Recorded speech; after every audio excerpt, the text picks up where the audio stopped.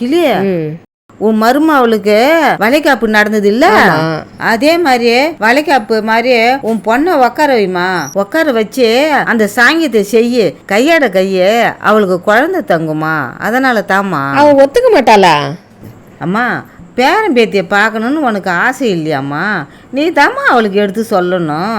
நான் வேணா அவகிட்ட சொல்லி பாக்குறேன். சரியா? அவ சரின்னா அவளை இட்டாந்து உட்கார வைக்கிறேன். சரிம்மா.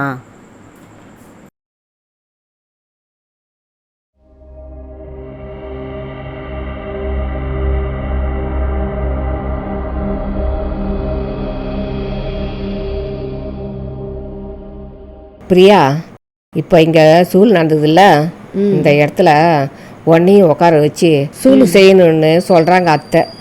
அது மாதிரி செஞ்சா குழந்த பிறக்குன்றது ஒரு சாங்கியம்மா. ஆனால் அந்த சாங்கியம் எனக்கும் தெரியும். நீ அதுக்கு ஒத்துக்குன்னு இங்கே வந்து உக்காருமா. கோச்சிக்காதம்மா, வாமா. எனக்கு தேவையில்லை அதெல்லாம். ஃபங்க்ஷன் சந்தோஷமாக கிளம்பி வந்தேன். இங்கே இருக்கிற எல்லா சொந்தக்காரங்க முன்னாடி என்னை அசிங்கப்படுத்தணும்னு நினைக்கிறீங்க நீங்கள். நான் கிளம்புறேன். எனக்கு இது மாதிரிலாம் செய்ய தேவையில்லை. நான் இப்போவே கிளம்புறேன் வீட்டுக்கு. பிரியா, வாங்க வீட்டுக்கு போகலாம். ஏம்மா, என்னாச்சு? ஏன் திடீர்னு வீட்டுக்கு போகணும்னு சொல்கிறேன்? யாராவது ஏதாவது சொல்லிட்டாங்களா? ஒன்றும் இல்லைப்பா. இப்போ சூழ் நடந்ததில்ல, அந்த சேர்லேயே மறுபடியும் பாப்பா உட்கார வச்சு சூழ் செஞ்சா குழந்த பிறக்குன்றது ஒரு ஐதீகம்பா.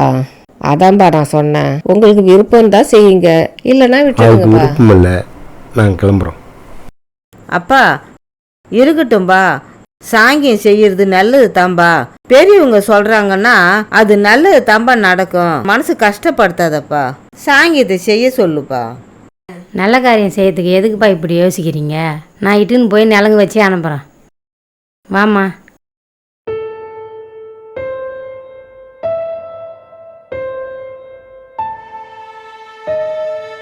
அழுவாதம்மா, நிலங்கு வைக்கிறப்ப அழுவக்கூடாது. உக்காரு.